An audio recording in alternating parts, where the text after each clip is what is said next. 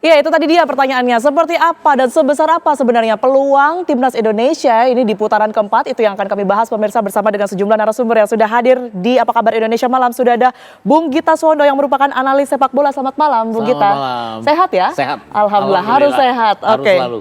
Di sebelahnya beberapa waktu lalu kita udah ketemu ya, Betul, Bang ya, iya, Bang iya, Hermansyah, iya, mantan betul. pemain Timnas. Kita sempat bahas Jepang waktu itu ya, Bung ya? Betul. Oke, sehat ya? Alhamdulillah Terima sehat. kasih Mbak sudah Tiara. hadir. Saya ke Bung Hermansyah terlebih Ya. dahulu deh. Sebelum kita berbicara mengenai seperti apa sih nanti putaran keempat begitu ya.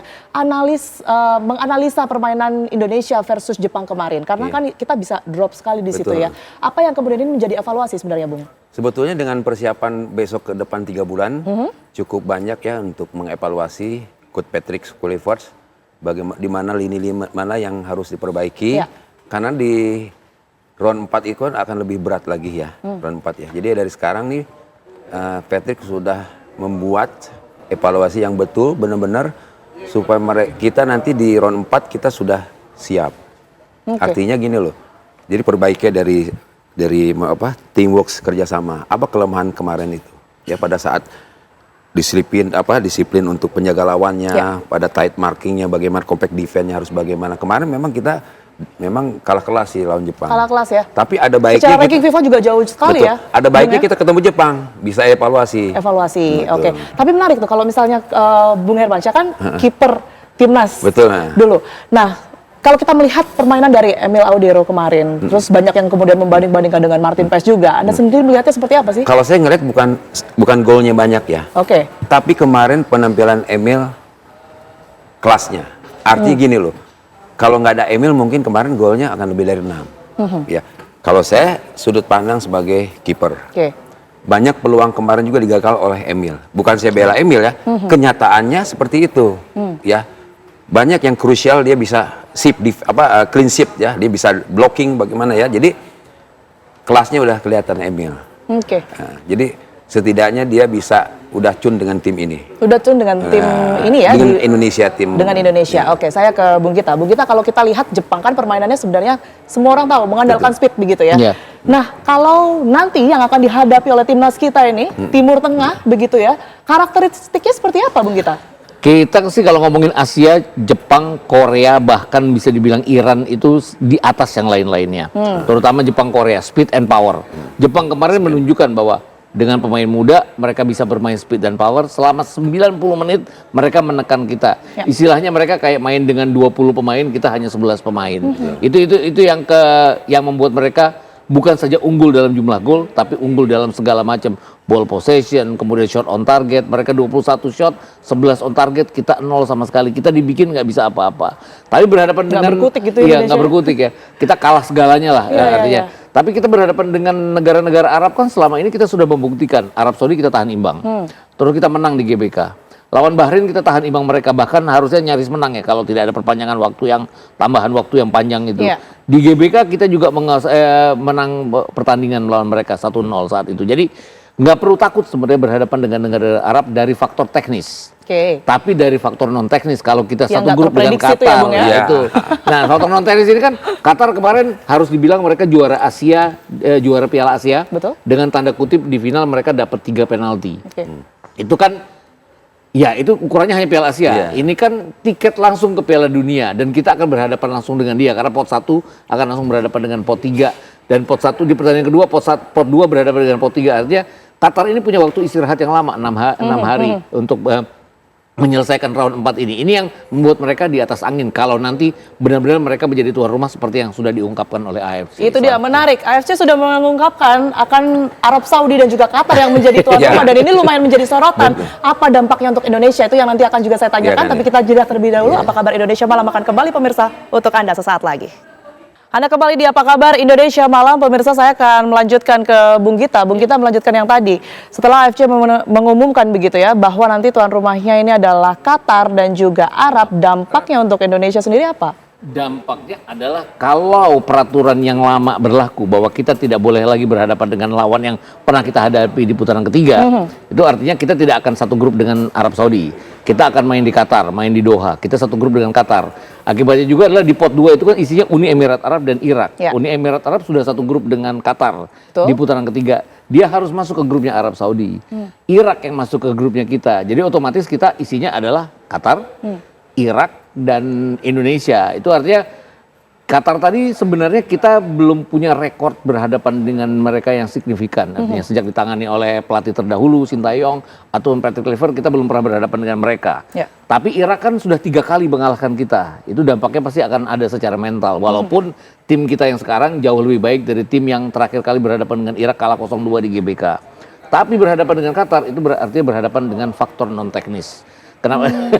Ada aja lah akal-akalan mereka. Jadi memang itu seperti apa ya? Seperti kalau orang bilang suudzon ya, bahwa kita tidak boleh kan sebenarnya. Tapi yang sudah begitu. Seperti itu. Dan kemudian kalau saya baca adalah perusahaan penerbangan Qatar itu kan jadi salah satu sponsor untuk Piala Dunia yang terbesar sampai tahun 2030. Kemudian Aramco itu perusahaan refinery penghilangan Arab Saudi itu juga jadi sponsor sampai 2027 termasuk Piala Dunia 2006. Masa sih tidak ada apa ya?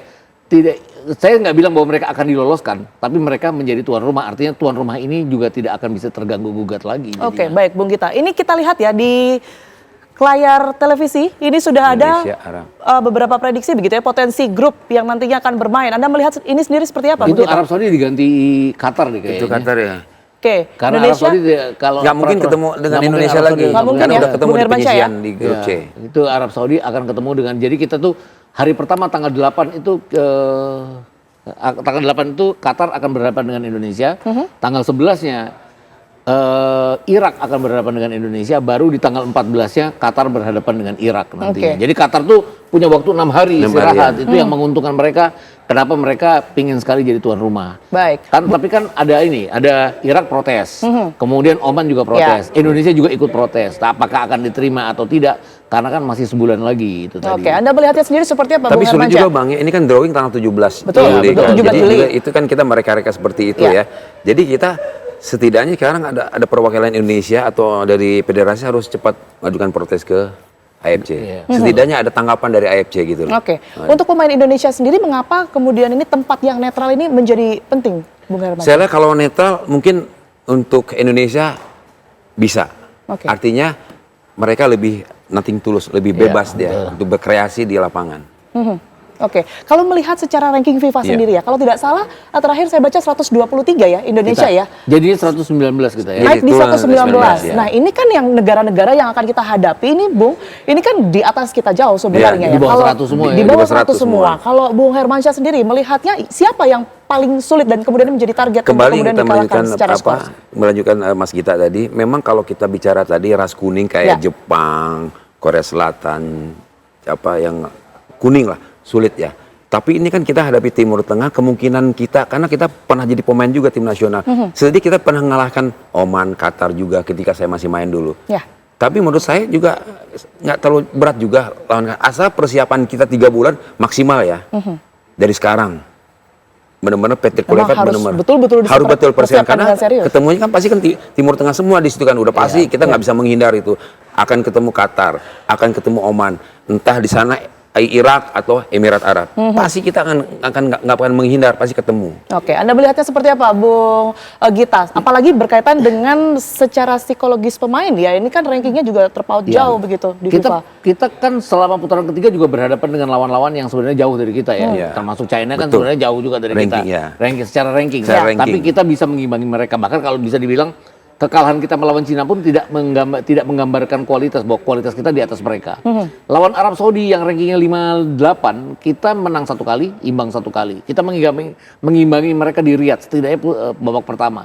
Jadi kemungkinan hal seperti itu bisa juga terulang, bahwa kita bahkan berhadapan dengan Irak yang rankingnya 59, kita kerepotan. Kita kalah 5-1, kita kalah 3-1, kita kalah 0-2. Artinya memang Irak ini bukan ras timur, tapi mereka kan punya kemampuan untuk juga menekan pressing. Itu yang tidak dimiliki oleh Arab Saudi, tidak dimiliki Qatar. Mereka kan main lebih stylish. Lebih stylish dia. Lebih gaya Brazil lah. Artinya gaya Brazil ini kan bermainnya agak lebih lambat, Lambat. agak flow bola, Iya. yang membuat kita lebih bisa berkembang dibandingkan dengan kita berhadapan dengan Irak. Menarik betul, ya. membahas mengenai Non itu. teknis ya, tapi yang akan sangat berbahaya Itu yang berhadapan harus dengan Qatar. kita Ya. perhatikan Harus begitu ya. diperhatikan dari sekarang. Oke, tapi kalaupun ada kekurangan-kekurangan yang kemudian ini bisa menjadi celah peluang nih bagi Indonesia, ini apa saja Bung Gita? Fisik ya, kemarin jelas ya.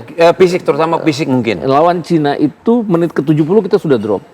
Sebelumnya pada saat kita tandang ke China, kita menekan China selama 90 menit kita nggak drop.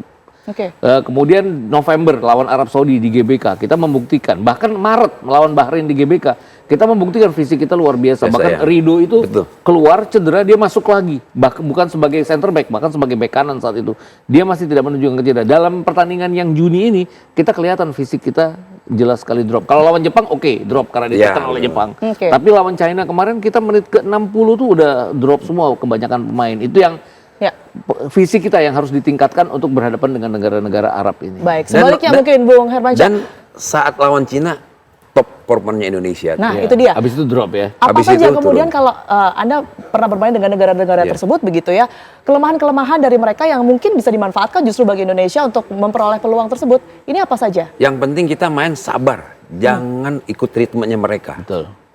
Yang penting kemampuan kita tahu mengukur diri. Oke. Kalau kita main ikut ritmenya mereka, kita akan habis. Oke, baik. Tentu kita harapkan ya, kita lihat terlebih dahulu bagaimana kemudian ini di tanggal 17 nanti, 17 Juli begitu ya, hasilnya akan seperti apa dan nanti akan ada di bulan September uji coba ya, uji Ya, coba uji coba. sebelum pada akhirnya putaran keempat. Kita Ya. akan terus percayakan kepada timnas kita. Terima kasih Bu Gita dan juga Sama-sama. Bung Hermansyah Selamat telah siang, hadir di Mbak Apa Kabar Diana. Indonesia Malam pemirsa. Dan pemirsa Apa Kabar Indonesia Malam masih akan kembali untuk Anda dengan sejumlah informasi penting dan menarik serta dialog lainnya. Kami akan kembali saat lagi.